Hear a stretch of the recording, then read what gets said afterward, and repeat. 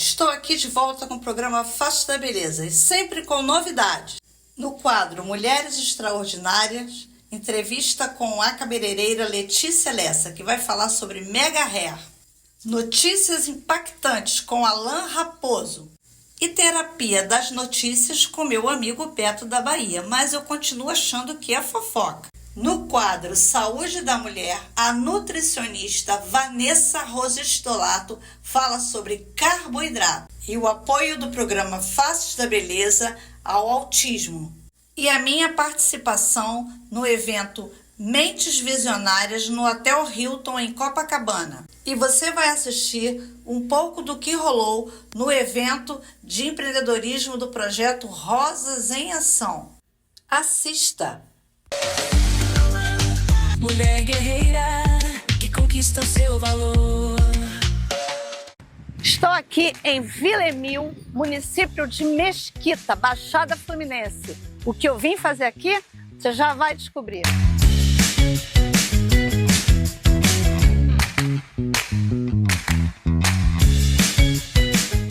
Estou aqui no estúdio Letícia Lessa para falarmos hoje de Mega Hair. E você é minha convidada, meu convidado para assistir essa entrevista. Vem comigo.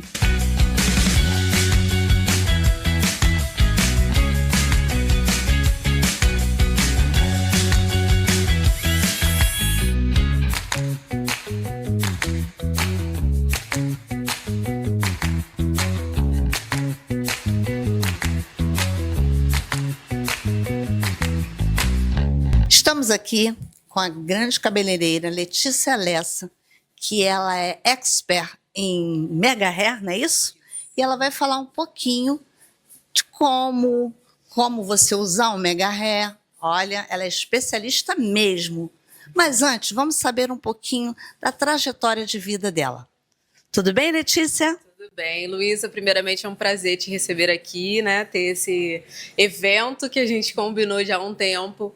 E dividir, compartilhar um pouco, né, da minha trajetória, do meu trabalho, que é uma paixão, né? Surgiu como uma paixão já há bastante tempo. Eu tinha 18 anos quando eu comecei a me interessar pela área da beleza. Comecei a auxiliar a minha tia no salão de beleza que ela tinha em Nova Iguaçu. E aí lavava os cabelos, as clientes aos poucos foram gostando bastante de mim, fui despertando interesse por fazer sobrancelha. Foi assim que eu iniciei, né, no ramo da beleza. Letícia, cortando você um pouquinho, você falou que começou com a sua tia e tudo, mas você já tinha, sabe, assim, vontade de ser uma cabeleireira? Olha, inicialmente, cabeleireira era uma coisa que, para mim, eu não idealizava. Eu era apaixonada por cabelos, eu amava fazer penteados. Na verdade, eu posso dizer que assim, eu tinha um certo dom para aquilo, porque nunca ninguém tinha me ensinado. E aí eu começava a reproduzir os penteados que eu via na internet, conseguia fazer tutoriais. E aí daí foi me despertando ainda mais interesse pela área da beleza, por fazer cabelos. Mas aí inicialmente comecei realmente fazendo penteados, que é uma coisa que hoje em dia até eu não faço. E aí fui me descobrindo aos poucos, né? Fui vendo, reconhecendo, até o dia que eu me apaixonei por mechas, comecei a trabalhar com mechas. E cheguei até a área do Mega Hair, que se tornou uma nova paixão. Na verdade, para ser sincera, acho que tudo que envolve cabelo hoje em dia é algo que eu sou apaixonada. E fui me especializando aos poucos ao longo aí desses 9 anos, mexendo com cabelo, fui fazendo bastante especialização. E é isso. É porque toda mulher, né, gosta de estar com cabelo, né? Afinal de contas, as madeixas é que dá o up final, né? Você pode estar com a melhor roupa, mas se o cabelo não estiver bom, né? É a moldura do rosto, não tem para onde correr. É algo que mexe muito com a nossa autoestima, fala muito sobre a nossa personalidade, né? Sobre a nossa vida. Então, é algo que realmente nos representa, né? Tanto a cor, quanto a textura, quanto a forma, o comprimento, tudo isso é uma imagem que a gente quer passar. O cabelo fala por nós, não tem jeito. Verdade. E como surgiu o salão? Como você teve a ideia de montar o estúdio Letícia Lessa? Começou aqui? Como é que foi? Na verdade, foi um empurrão bem grande que eu recebi, assim, por parte do meu pai e da minha tia. Eu comecei a frequentar muito, a ajudar muito ela no salão. E aí ela começou a falar, não, eu quero me aposentar. Ela já estava numa idade já. E ela queria se aposentar. Eu quero que você cuide das minhas clientes, porque eu sei que você vai ter carinho, você vai ter zelo, você vai cuidar delas como eu cuido. E aí ela aos poucos foi me ensinando tudo. E aí ela fechou um trato com meu pai para quando ela se aposentasse, o salão passasse para mim. E aí eu comecei já a trabalhar, assumi o salão. Estava com 19 anos. Inicialmente, nesse primeiro ano, eu não fazia diretamente todos os cabelos. Trabalhava mais nos bastidores, na parte administrativa, fazendo sobrancelhas. E aí, no ano seguinte, foi quando eu realmente decidi me especializar e fazer um curso de cabeleireira. E aí, a partir daí, já comecei a trabalhar com mechas de cara. Na verdade, eu ainda estava no curso quando a minha primeira cliente de mechas veio fazer o cabelo comigo, já ansiosíssima. E aí, basicamente, foi isso, foi um empurrão mesmo, não teve outra coisa, não teve outra explicação. Eu ainda fiz outras especializações em outra área, porque dentro de mim, na minha juventude, né, eu achava que, de repente, cabeleireira não ia dar certo para o meu futuro. E qual foram essas especializações que você fez? Olha, eu cheguei a me formar em técnica de enfermagem, fiz também cursos na área da informática, mas me especializei nessa parte da saúde, necrópsia, curativos, fiz vários cursos a respeito da área da saúde, cheguei a fazer estágios e enquanto eu fazia os estágios e o curso, eu pagava fazendo os cabelos das minhas amigas, né, de algumas clientes, já trabalhava no salão, então era uma rotina bem desgastante, né? Conciliando, né, a parte dos estudos da área da saúde, porque eu falava, se cabeleireiro não der certo, eu tenho que ter uma segunda opção, eu tenho que ter, né, um ponto de partida para se caso tudo der errado. Seria o plano B, você pensou que o teu plano B seria, no caso, o mega hair, no caso, cabeleireiro, não é? Que o mega hair veio depois. Veio depois. Aos pouquinhos eu fui entrando nesse mundo, na verdade, até uma história interessante. O meu salão lá de Nova Iguaçu era em frente ao fórum, e aí eu tinha um banner na frente, na entrada do salão, com um cabelo loiro, né, que eu tinha feito, inclusive até num curso, e aí eu fiz esse banner e botei essa foto. E aí uma cliente entrou no salão e falou assim, você trabalha com mega hair? Aí eu falei, não trabalho com mega hair e tudo mais. Aí ela, então, mas eu vim aqui para te falar que em breve você vai trabalhar com mega hair. E eu vou ser uma das suas primeiras clientes a colocar mega hair com você. E disso eu tenho certeza. E eu não conhecia nada desse mundo. Na verdade, mega ainda é considerado por algumas pessoas um tabu, né? Porque é aqueles cabelos que não são humanos, cabelos plastificados que não dá para fazer escova, ou então cabelos de uma cor só, sem muita personalidade. E aí eu fiquei impactada com aquilo porque ela tinha certeza absoluta de que em algum momento ela ia colocar mega hair comigo. Foi uma profecia. Uma profecia. E, na verdade, a minha carreira ela é marcada por profecias, né? Marcadas por pessoas de Deus que vieram até mim e profetizaram a respeito do meu futuro, acerca da minha vida profissional. E, de fato, aos poucos, eu vi Deus realizando cada profecia feita. E, para completar, finalizar essa história, quando eu inaugurei esse salão aqui de Mesquita, essa cliente retornou e ela falou, poxa, eu fiquei sabendo que você inaugurou esse espaço de Mesquita, você já está trabalhando com mega hair? Aí eu falei, ainda não, amiga, não sei o quê. Aí ela, tá bom, mas eu vou voltar aqui e você vai fazer o meu cabelo e vai ser um mega hair. Aí eu falei, tá bom. Aí eu comecei a me interessar por isso, fiz os cursos, me especializei, investi, que é um investimento inicial pesado, que a gente que empreende, a gente vai com a cara com a coragem, né? A gente costuma dizer que a gente coloca o pé sem ver o chão, e o chão depois Deus coloca. Então, eu fui com a cara e com a coragem, comecei a trabalhar com mega hair e, assim, uma das primeiras clientes foi ela, e ela é minha cliente até hoje, faz manutenção. Colocou um mega hair de 70 centímetros, loiríssimo, que é um diferencial do meu trabalho, que é trabalhar com cabelos naturais e fazer a cor personalizada. Então, aqui você encontra o cabelo castanho natural, e aí a cor que está o seu cabelo eu personalizo para você. Então não é algo pronto, é tudo literalmente feito e desenvolvido para aquela cliente. Olha que legal, gente. Quer dizer, você personaliza, você cria aquele cabelo, né, aquela mega ré para aquela pessoa, e é um trabalho, né, específico para cada pessoa.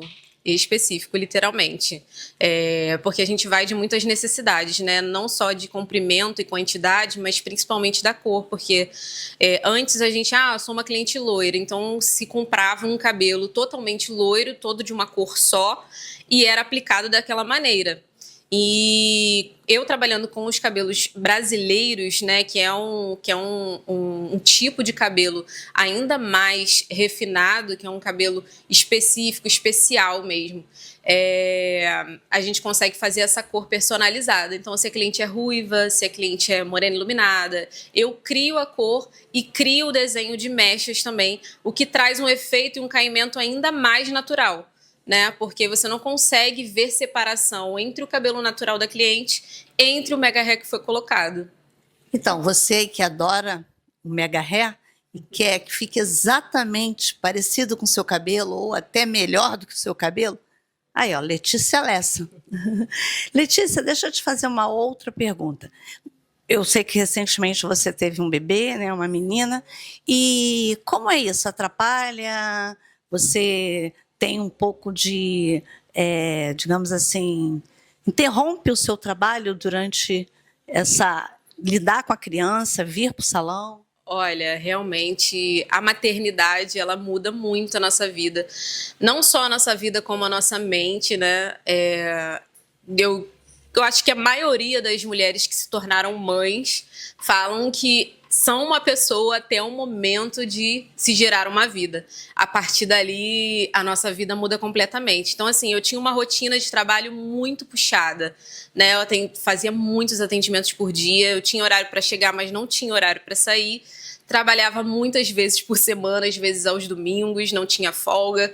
Então, a partir do momento que eu comecei a me programar e me planejar para ser mãe, eu entendi que a minha vida profissional ela ia começar a performar de forma diferente, né? Eu tinha que me organizar para aquilo ali, para me dedicar também à maternidade, sem me ausentar totalmente do salão, que é uma coisa muito difícil, porque a gente que empreende, se a gente não trabalhar, a gente não recebe. E é toda uma programação, porque você precisa ser mãe, precisa ser profissional, precisa manter o salão, manter a sua equipe, porque a partir dali começa a ter outras pessoas dependendo também do seu serviço. Então, foi uma época assim, bem difícil, né? Bem complicada, mas com planejamento eu posso dizer que deu tudo certo. Né? Deu tudo certo, tudo se encaminhou. Foi um ano bem diferente. Na gestação eu consegui trabalhar normalmente, trabalhei até os 9 meses, mas a partir do momento que ela nasceu, a minha rotina mudou bastante. Apesar de eu ter voltado ao trabalho após 25 dias de operada, eu atendi uma cliente com intervalos, claro, com muito mais calma, com menos clientes agendadas. Às vezes trazia minha filha comigo. A parte de empreender tem os seus malefícios, mas tem os seus benefícios, que eu podia trazer ela até mim, né, deixar uma pessoa cuidando enquanto eu estava atendendo. Então, esse primeiro ano de vida dela foi esse equilíbrio, né? Mantendo o meu trabalho e tentando estar presente, né? Ser mãe o máximo que eu pudesse. Você fez a adaptação, né? Entre a sua casa, sua filha e o salão. Outra coisa que eu queria te perguntar. Nós saímos aí há pouco tempo, embora temos mais ou menos 5 anos para 6 anos que nós saímos da pandemia. Você já estava aqui nesse período de pandemia. Como foi esse período para você? Olha, foi um período desafiador, essa é a palavra. Foi bem desafiador. Na verdade, na época da pandemia, eu estava para casar, né? Estava organizando o meu casamento. Na verdade, após o meu chá de panela, foi decretado o afastamento, né? O desligamento das empresas, todo mundo fechado. E aí, eu tive que manter a compostura, né? Porque a gente não pode se desesperar. Então, eu mantive alguns atendimentos de uma vez ao dia, né? Mas após foi decretado que tinha que realmente o estabelecimento estar fechado, eu comecei a fazer alguns atendimentos a domicílio, comprei um lavatório portátil. E aí, nesse período, meu pai ele tem uma casa em Monte Alto, né, que é em Arraial do Cabo. E aí, como ele não estava trabalhando e lá era um lugar mais tranquilo, ele decidiu ficar lá e eu fiquei desesperada, porque meu salão era em Nova Iguaçu. E eu falei, como que eu vou lidar com essa situação? E aí ele falou, Letícia, vamos e a gente tenta fazer propaganda e você faz alguns atendimentos por lá. E aí foi isso que eu fiz. Eu fui para casa dele e aí nos fundos da casa dele tinha um espaço, eu montei o meu espaço ali e comecei a atender as clientes de lá. Então, assim, posso dizer que eu fui bem aventurada, porque por mais que o momento estivesse difícil, eu ainda tinha pelo menos uma cliente ao dia para manter, né? Manter o fixo, conseguir pagar as minhas contas, ajudar em casa também. Então, consegui equilibrar aí de uma boa forma, porque a verdade é que Deus nos sustentou, né? Deus esteve à frente, Deus abriu os caminhos e eu posso dizer que eu fui vitoriosa, porque Deus esteve sempre comigo. Você vê, uma mulher extraordinária, né? Esse período pandêmico e pós-pandemia, ele deu, assim, ele prejudicou muita gente, mas ele também abriu caminhos, ele mostrou um novo horizonte para as pessoas, né? E você, durante esse tempo, as pessoas ouviram em casa que você deu o seu jeito, como diz no popular. Você não deixou, no popular, de novo, a peteca cair. É isso aí. E é um exemplo para a mulher que está em casa, que quer começar. Qual seria,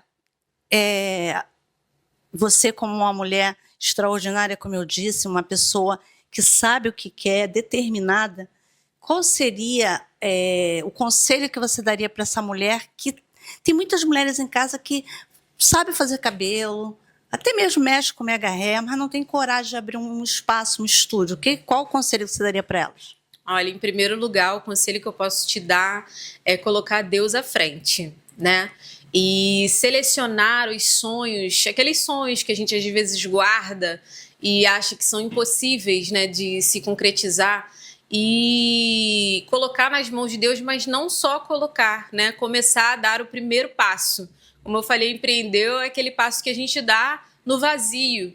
E, de fato, é isso. Deus trabalha muito com a nossa fé. Então, se a gente tem sonhos guardados, a gente tem que movimentar a nossa fé e começar aos poucos com aquilo que a gente tem, com a ferramenta que a gente tem, com o conhecimento que a gente tem e iniciar, entendeu? Colocar realmente a cara e iniciar, começar, porque aos poucos Deus vai cuidando, vai trazendo clientes, vai trazendo ideias, vai trazendo especializações. E é isso, a gente nunca para de crescer, nunca para de estudar, nunca para de evoluir, porque a vida é isso, é um constante crescimento, uma constante evolução em todas as áreas, né? Seja na espiritual, na profissional, na familiar, né? Em ser mãe, em ser esposa. A verdade é essa, que a gente está sempre se reciclando, sempre tentando melhorar. Você viu aí que uma mulher, quando ela é determinada, ela não tem obstáculo.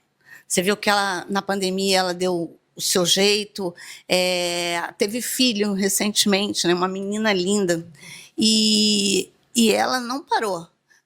Não tem desculpa para quem quer vencer. Você faz o teu tempo, a tua hora, é só você se programar que tudo dá certo, não é mesmo, Letícia? Com certeza. Na verdade, é exatamente isso, né? A gente se programa, se organiza e começa a agir com o que a gente tem. Entendeu? Esse que é o importante, a gente não parar, né?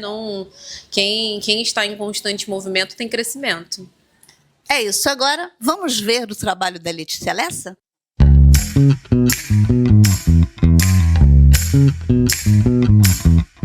Bem depois que mostrar toda a etapa, entendeu? Sim, sim. Tá? Esse aqui é o cabelinho dela natural. Tem os cachos lindos. Ela já tem um bom comprimento. Só que o que ela se queixava é do volume. Já por uma questão realmente genética, ela não tem muita quantidade de fios, né? Então, para ela alcançar esse volume maior, o Mega veio para compor, né? Para ajudar.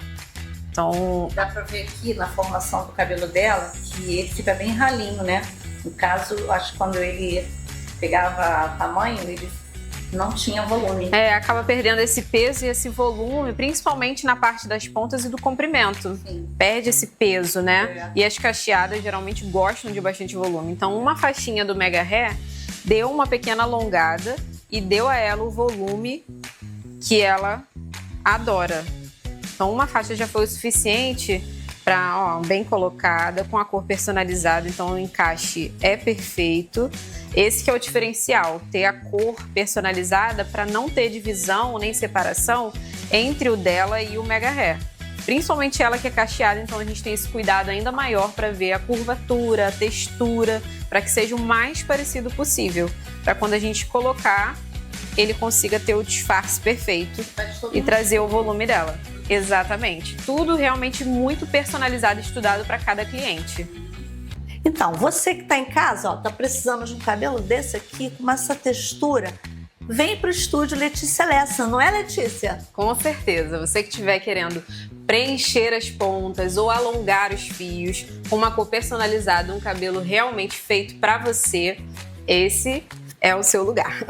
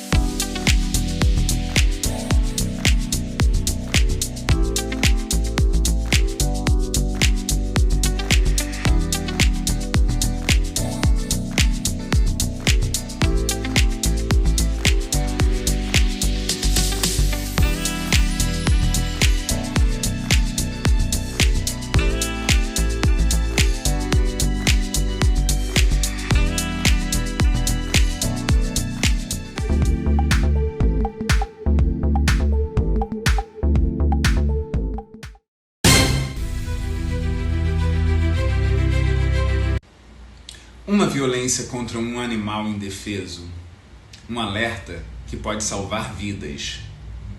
A América Latina ocupando seu lugar de direito. Um programa que desmascara a sociedade. E o BBB 26, hein? Se você acha que o BBB é só entretenimento, talvez o problema esteja fora da casa. Porque se existe um lugar onde o Brasil se enxerga sem filtros, esse lugar é o Big Brother Brasil. O BBB não cria comportamentos, ele revela. Em poucas semanas de programa, o BBB colocou na sala de estar do país debates que já aconteciam nas ruas, escolas, tribunais.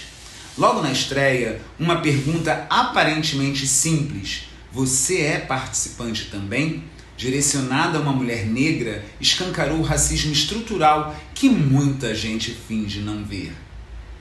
Não foi uma ofensa explícita, foi pior, porque o racismo estrutural não grita, ele se disfarça.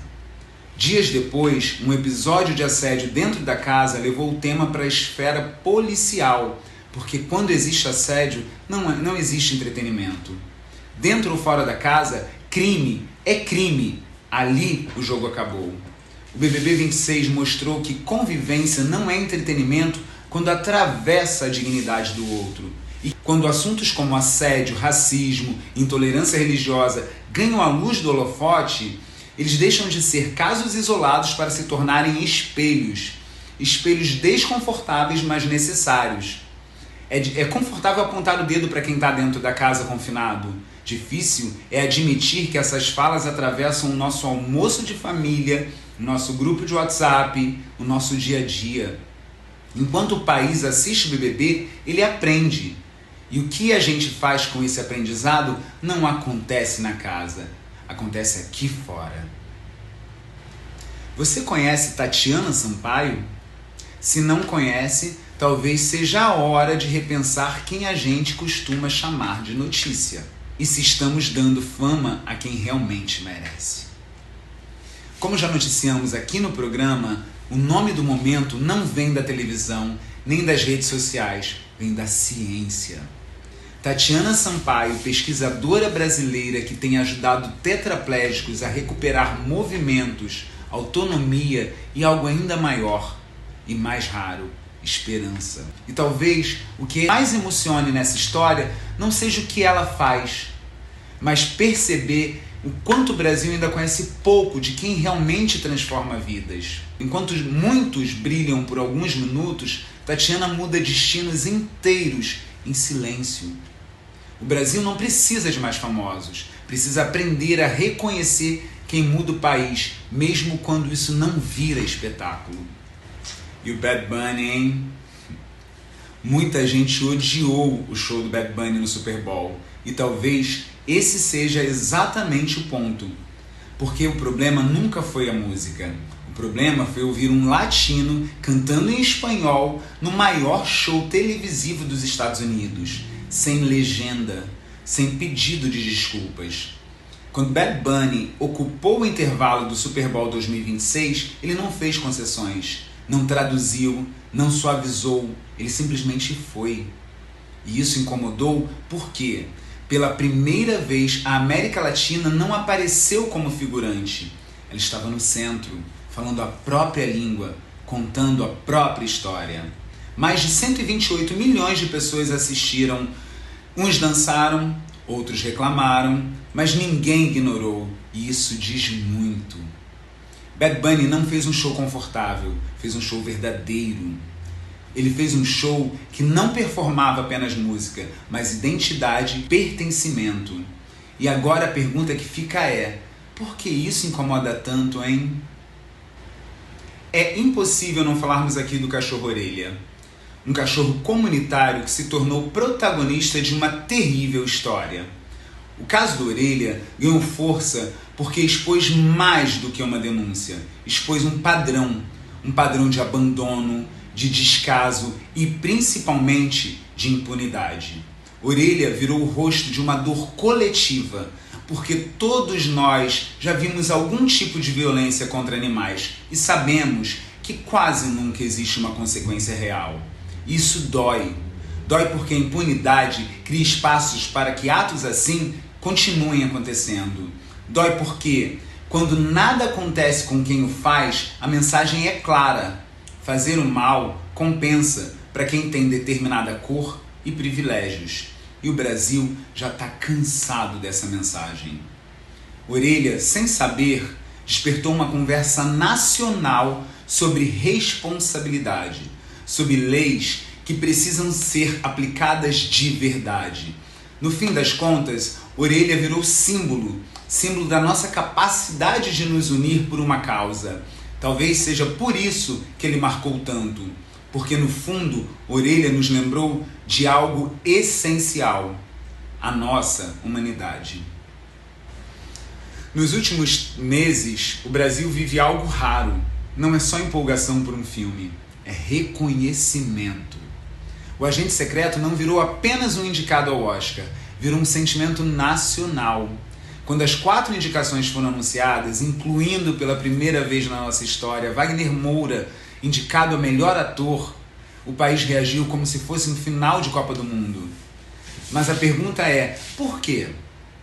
Porque no fundo, o Brasil não está comemorando só um filme, está comemorando o fato de ser levado a sério. Ambientado no Recife de 1977, o Agente Secreto não suaviza o Brasil, ele expõe, transforma nossa memória, nossas dores e nossa identidade em arte universal, sem pedir licença, sem virar caricatura.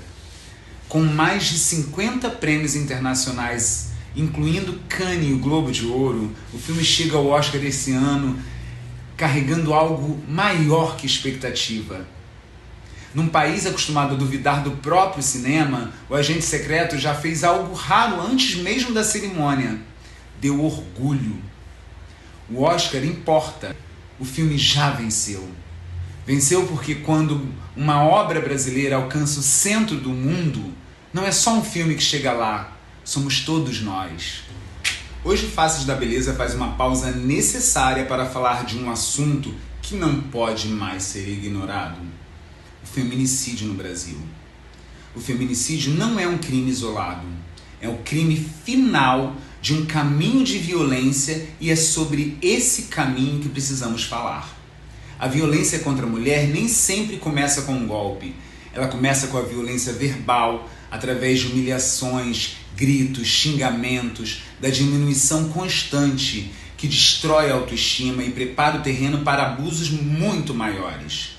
Vem então a violência psicológica, aquela que isola, manipula, controla e faz a vítima duvidar de si mesma, da sua força, da sua percepção da realidade. Depois, muitas enfrentam a violência patrimonial, quando seus bens são tomados, controlados ou negados como uma forma de punição ou dominação. E há também a violência moral, que difama, expõe, envergonha. Tudo isso é violência, tudo isso é crime. E tudo isso costuma acontecer muito antes da agressão física. O feminicídio é o capítulo final de uma história marcada por avisos ignorados e por uma rede que deveria proteger, mas muitas vezes falha. Por isso, este é um alerta do programa. Precisamos parar com a escalada de ódio contra as mulheres. Se você está vivendo qualquer uma dessas violências, denuncie. Não espere piorar. Já é violência, já é motivo para denunciar. Se você conhece alguém que esteja passando por isso, não se cale. Ligue 180. Procure ajuda. Peça ajuda. Ofereça ajuda. Nenhuma mulher deve enfrentar isso sozinha. E nenhum agressor pode continuar contando com o silêncio da sociedade. Denunciar salva vidas. E se você curtiu, deixa aqui o seu like e compartilha. Eu sou Alan Raposo e esse foi o Notícias Impactantes. Até a próxima.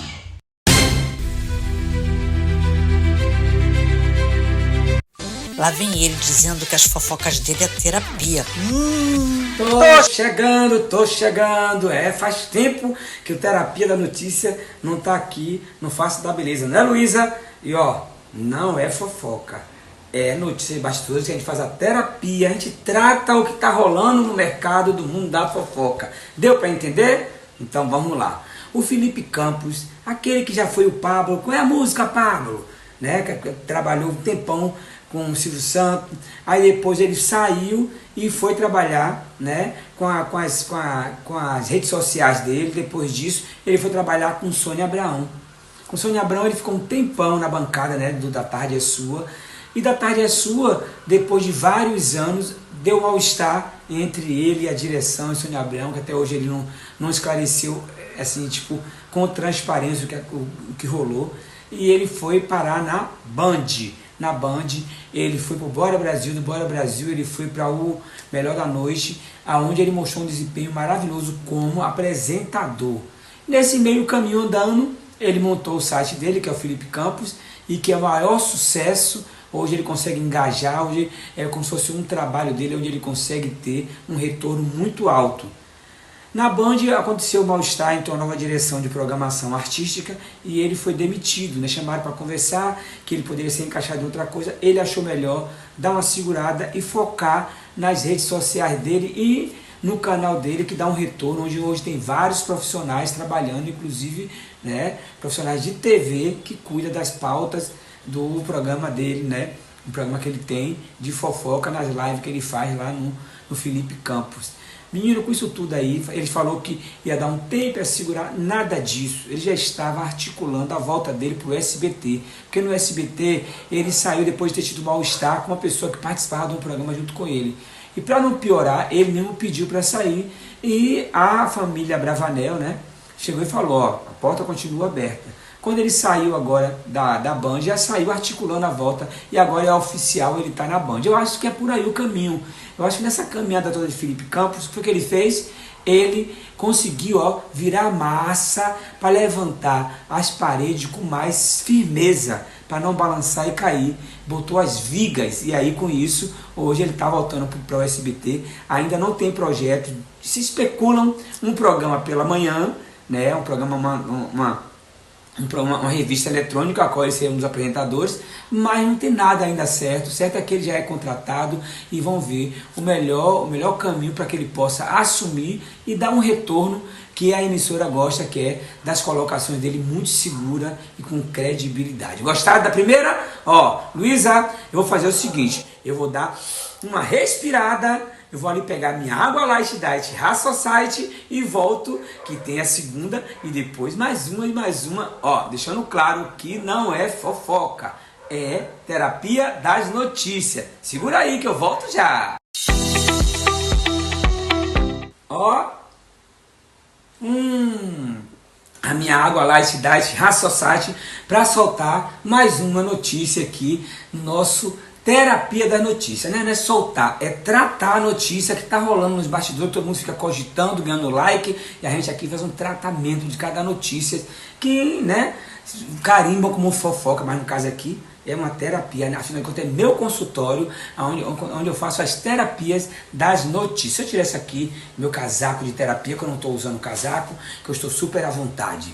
Ô Luísa, a segunda eu vou falar de uma pessoa que está repercutindo de forma positiva. Estou falando da Cariúcha. Pois é, a Cariúcha, naquela polêmica toda, construiu a imagem dela com polêmica depois da A Fazenda. Saiu da Fazenda, na polêmica que ela fazia o tempo todo antes com o nome da JoJo, que ganhou visibilidade e com isso ela foi parar na Fazenda. Saiu cancelada, mas se reergueu, se refez. Uma fênix, né? Ressurgiu das cinzas. Aí foi para o SBT, onde ela emplacou no Fofocalizando, de lá do Fofocalizando foi pro Ratinho, no 10 Mil, onde dava muita audiência a presença dela, que era muito escrachada, era sempre sem filtro, é uma mistura de Desi Gonçalves, com a mistura com todo esse povo aí que não tem papa na língua, uma El que Maravilha, mais alegre, mais soltando as farpas, é a Cariúcha, é por aí, o caminho é esse, que também se acha um pouco de Hebe Camargo, né? Mas vamos caminhando com a Cariúcha.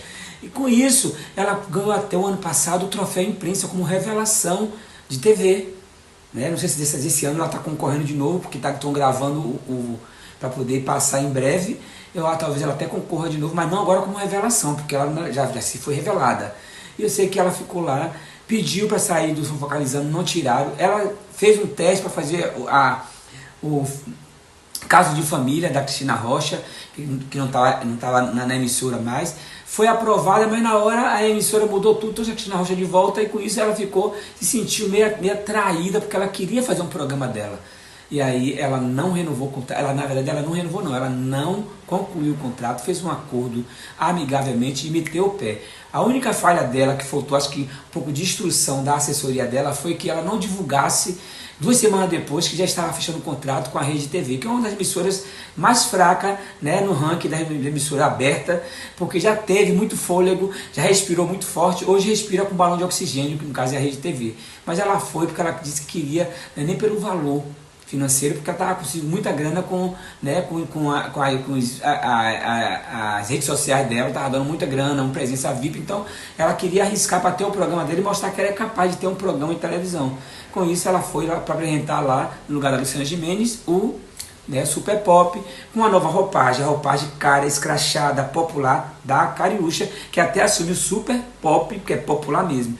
E ela fez uma está criando história, porque a emissora, o programa que tem maior audiência é o da Sônia Abrão, que não chega no máximo em alguma coisa, quase 2. Pois ela estreou com quase 2 pontos e continua se consolidando a pontuação com média de 2 até 3 pontos, botando a emissora em 4º lugar, coisa que a emissora ficava sempre em 6º, 7º, 8º lugar. E ela se consolidou como apresentadora. Está sendo um pouco muito usada lá, inclusive estão querendo até botar ela para apresentar um quadro de fofoca no programa policial. Ela fez uma participação, mas não tem interesse de ficar fazendo.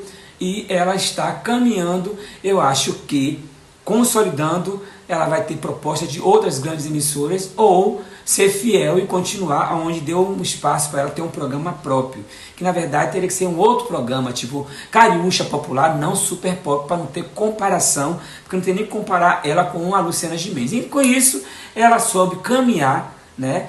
Soube procurar degraus por degrau e se deu bem, está se dando bem. Dona Cariúcha, ela merece realmente toda a terapia de sucesso na caminhada dela. Luísa, vou tomar minha água Light Diet Raça Society e tem mais uma para fechar com chave de ouro.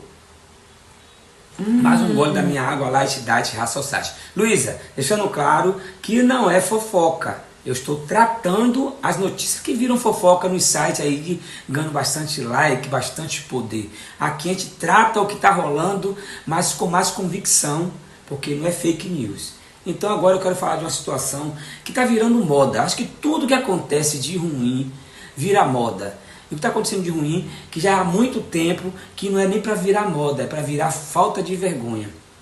Os homens tratando mal as mulheres. Feminicídio está rolando em tudo que é canto. A mulher tem voz, mas quando chega o homem mostrando a força, agride psicologicamente, fisicamente, né? E isso não é legal, isso não é legal. Eu acho que está faltando muita vergonha, tá? Num homem que acha, para mostrar poder, ele tem que agredir, tratar a mulher, né, com tanta agressividade. Vamos acordar para a vida.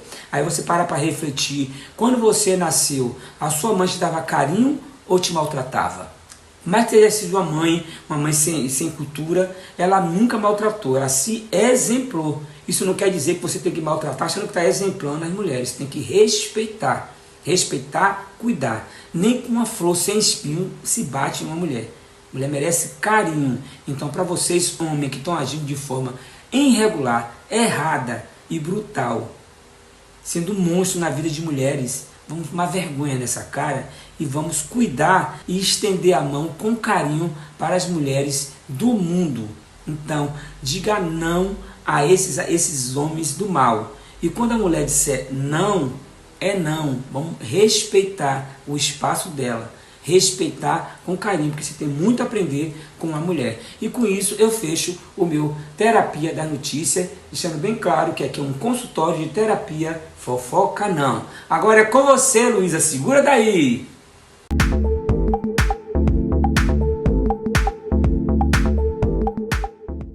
Hoje eu estou aqui na Live Saudável para conhecer, é claro, esse lugar aqui que faz maravilha no seu sofá e no seu carro. Vem comigo!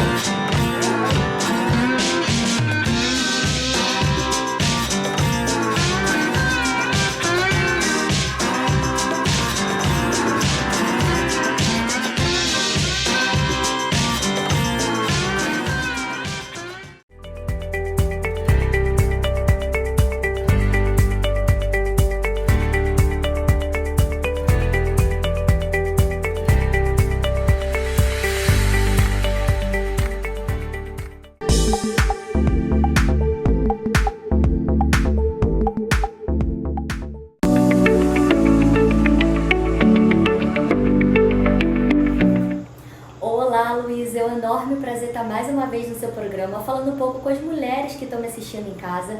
E hoje eu separei um tema que com certeza você já sentiu na pele. Eu sou Vanessa, nutricionista, apaixonada pela saúde da mulher, e hoje eu vou te falar sobre o excesso de carboidrato. Você já sentiu que come mal? Que tem sempre aquele estufamento no final do dia, ou depois de comer alguma coisa, aquela sensação de peso, aquele ganho de peso também na balança. Isso já aconteceu com você? Isso não tem a ver só propriamente com o que a gente come, mas um erro muito comum que eu vejo muito no consultório é quando a gente traz um desequilíbrio para a alimentação. E um dos nutrientes mais fáceis da gente errar, vamos dizer assim, é o carboidrato. Mas isso não tem a ver com demonizar o carboidrato. O carboidrato ele é um nutriente. O problema está quando ele está em excesso na alimentação. E principalmente as fontes, como a gente combina, tudo isso traz um desequilíbrio. E aí o corpo acaba respondendo tanto a ganho de peso na balança, a aumentar ali a produção de insulina, descompensar a glicose, trazer estufamento, sensação de retenção de líquidos, sabe? E isso sempre traz uma dúvida muito comum, do tipo, tá, Nutri, mas tem uma quantidade que eu possa comer, o quanto é bom comer, o quanto eu posso comer ou não? Sempre são dúvidas que eu escuto com muita frequência. Só que aí vem um ponto, não tem uma quantidade padrão. A quantidade que você vai precisar ingerir depende muito do teu tipo de rotina. Se você trabalha, por exemplo, sentado, se você trabalha andando, se você tem uma rotina mais ativa ou uma rotina mais sedentária, se você treina ou não, qual é a idade ou qual é a fase da vida que você está, qual é o objetivo que você tem. Tudo isso faz com que a gente consiga personalizar de fato a tua alimentação. E trazendo mais estratégias, o teu corpo responde com muito mais eficiência. E um ponto da estratégia que eu sempre utilizo muito é que a gente foca muito às vezes em como eu vou tirar o carboidrato. Poxa, Nutri, mas eu gosto tanto de um docinho, de um carboidrato. Não foca tanto no carboidrato carboidrato propriamente em relação à quantidade, mas principalmente nessa combinação. O nosso corpo reage a formas diferentes quando a gente consome um alimento de forma isolada, por exemplo, um chocolate no lanche da tarde, ou se a gente combina esse alimento com outros alimentos ali naquela refeição, como por exemplo o chocolate num lanche da tarde, junto ali numa refeição, numa panqueca, por exemplo, ou um chocolate depois do almoço, o corpo vai reagir a formas diferentes. Assim também como carboidrato, por exemplo, o pão. Se eu como pão com um recheio muito mais proteico, com uma fonte de gordura, vai me ajudar muito mais nessa saciedade e até mesmo melhorar esse processo de digestão, cuidar dessa parte do estufamento ali, melhorar gases, melhorar ponto de retenção de líquidos às vezes, do que se a gente coloca esse carboidrato de uma forma sozinha ali naquela refeição. Isso vai trazer muito mais fome ao longo do dia, descompensação dessa glicose, deixar essa glicose mais alta, fazer com que o corpo responda produzindo mais insulina, porque esse alimento ele não teve um equilíbrio naquela refeição. Então essa tá a grande chave. Bom, e se você não quer perder nenhuma das estratégias que eu compartilho, não deixe de seguir @nutrição com Vanessa.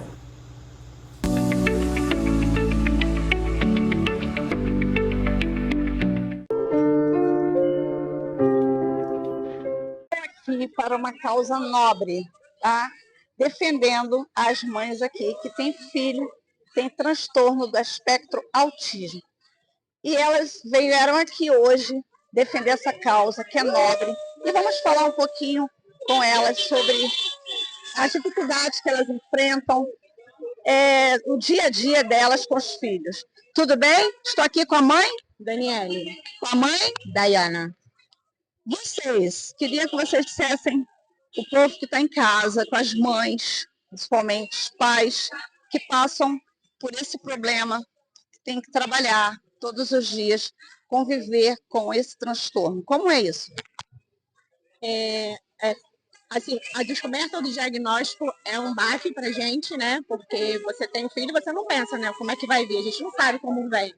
Aí vem o diagnóstico e aí começa a luta, né? A luta por melhorias da qualidade de vida deles, aí vem terapia, vem conscientização. Assim, o dia a dia é difícil, mas a mãe, né? Mãe já nasce guerreira mesmo pra gente correr atrás do direito deles. E você, como é o seu dia a dia com o seu filho? Então, Filho ou filha? São 2 filhos, é o Anthony e o Enzo. O início é muito difícil, a gente vive um luto de filho vivo. E é um luto real, dói na carne, dói na pele, dói na mente da gente. E para eles não dói, mas dói para os pais. Porque a aceitação, o dia a dia é muito difícil. Eu, no início, isolei meus filhos do mundo. Eu passei 3 meses trancada dentro de casa porque eu não queria que ninguém risse, não queria que ninguém falasse mal, não queria que ninguém falasse que eles eram mal educados, que eles não tinham limites. Porque eu falava assim, eu tenho filhos doentes. E com o tempo eu fui vendo que meus filhos não são doentes, entendeu? Meus filhos têm uma neurodivergência e assim, eles só têm limitações que aos poucos nós estamos trabalhando isso. O meu pequenininho é não verbal, tem apraxia, e aos poucos, com tratamento, com carinho, amor, entendeu? Ele tá vindo a falar, já tá falando várias palavrinhas, entendeu? O meu mais velho, de 7 anos, também tem as limitações dele, mesmo sendo autista verbal e nível 1, mas ele tem as crises. É muito difícil, porque assim, você tem que medicar, dar um ansiolítico para uma criança de 1 ano e 6 meses, para o outro, desde os 5 anos de idade, é muito difícil, mas assim, o amor tá vencendo e vence tudo, e assim, isso aqui diz tudo isso, é a importância, é o carinho, é o amor das pessoas abraçarem a tua causa, entendeu? É muito, muito, muito gratificante para mim. Eu viver esse momento aqui, para mim, está sendo uma coisa mágica, porque é doloroso demais. Mas quando você vê as pessoas te abraçando a tua causa, cara, vontade de gritar, entendeu? Para o mundo inteiro escutar. É muito bom. Eu estou vendo isso no seu olho, né? Nos seus olhos, você está emocionada, eu sei que é difícil, eu estou levando essa causa, já é a segunda vez que eu levo a causa para o programa, e estamos aqui para ajudar vocês, tá? Teria alguma coisa que vocês gostariam de falar, pedir, e podem usar aqui o programa para falar. A gente pede respeito, né? A gente pede inclusão, a gente pede aceitação, empatia. Porque, assim, a minha filha, você olha para ela e você não diz que ela é autista, porque o autismo não tem cara. Então, assim, a gente, antes de julgar, antes de apontar, a gente conhecer verdadeiramente a causa. E esse evento que a gente está fazendo é uma forma de divulgar, de conscientizar as pessoas, né? Porque o autismo, ele está aí. Hoje nascem muito mais crianças com autismo, né? Então, assim, a gente tem que aprender a conviver. Então, a gente pede respeito mesmo, empatia e conscientização. Você? Sim, e deixa bem claro, eu ouço muitas pessoas falando a doença da moda. Não é uma doença da moda. O autismo sempre existiu, só que agora tem tratamento, agora tem visibilidade, e isso é muito importante pra gente. Então, quando falam pra gente assim, nem parece autista, só quem vive o autismo sabe a dor que é, a luta que é, como é difícil, tem dias bons, dias ruins, entendeu? E respeito, respeitar. Não, empatia, como ela falou, e assim, respeito acima de tudo, entendeu? Porque é difícil, a gente pensa que não, mas é bem difícil, Qual o apelo que você gostaria de fazer para os governantes do país, né? Porque a gente sabe que se eles ajudarem também, nós vamos ter um mundo melhor para os autistas, né? Que residem aqui no Brasil. Qual seria o apelo? Então, tem que ter mais a inclusão das crianças no sistema de saúde, entendeu? Por quê? Existe o tratamento? Existe, só que assim, são filas ergométricas, meus filhos estão há 6 meses numa fila para conseguir uma terapia, entendeu? Então é muito difícil. Como é que eu vou fazer com que eles evoluam, entendeu? Se eles não têm tratamento, se ficam em filas mega grandes esperando, entendeu? Então é muito difícil. Então é o que eu solicito, né? Por favor, deem mais visibilidade, né, para nossa causa, para nós mães, que a gente precisa, para poder a gente seguir à frente com nossos filhos, né? Pra eles crescerem, né?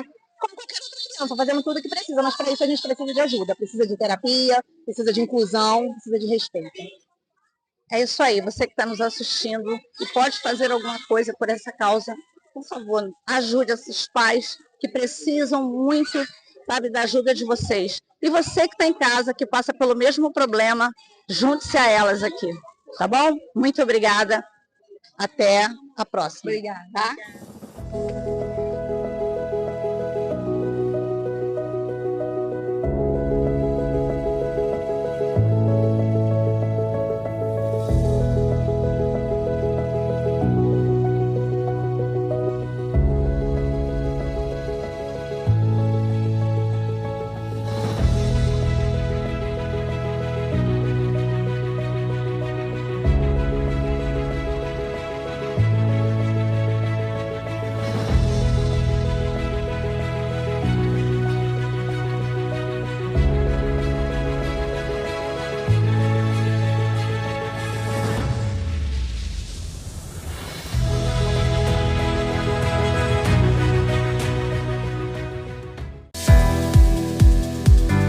Digamos que eu tive mente visionária para ver o meu futuro. Então, eu criei 2 filhos e foi um pouco difícil, porque quem é mãe solo aqui sabe que não é nada fácil.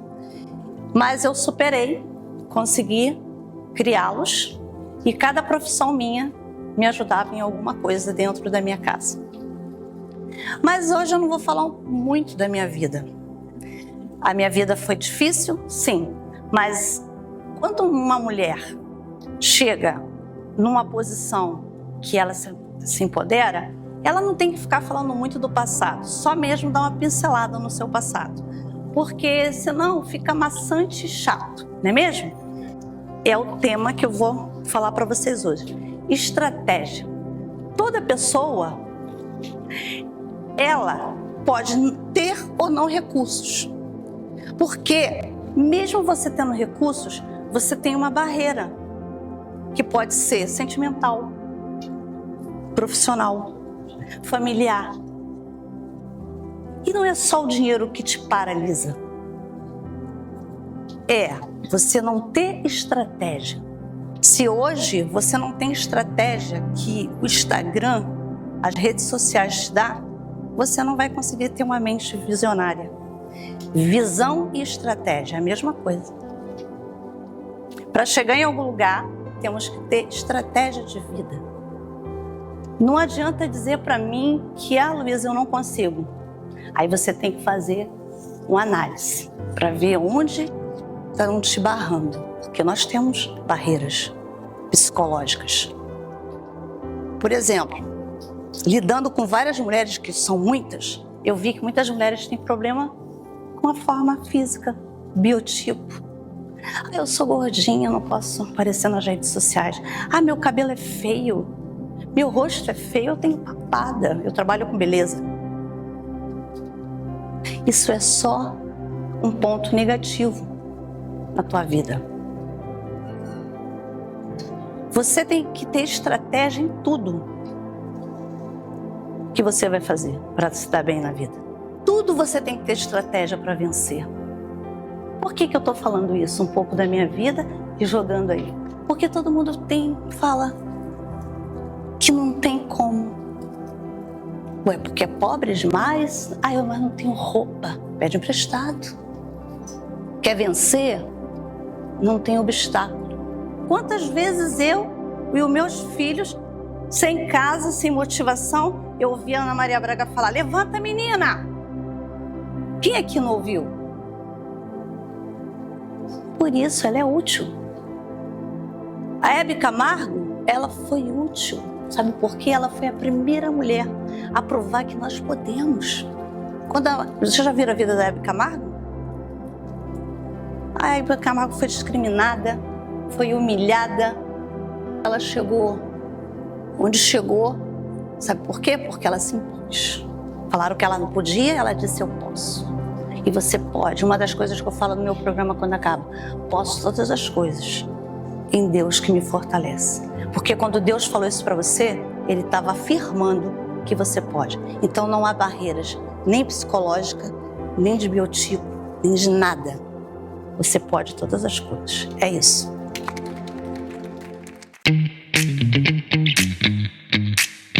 Eu sou Alan Raposo e é um prazer fazer parte deste dia tão especial. O projeto Rosas em Ação surgiu de uma promessa feita por Luísa Freitas a Deus, quando seu filho sofreu um grave acidente de moto. Ela prometeu que, se ele se salvasse, criaria um projeto para ajudar mulheres a resgatar sua autoestima e a empreender, para que cada mulher pudesse reconhecer o seu verdadeiro valor. É um projeto de capacitação feminina que transforma vidas.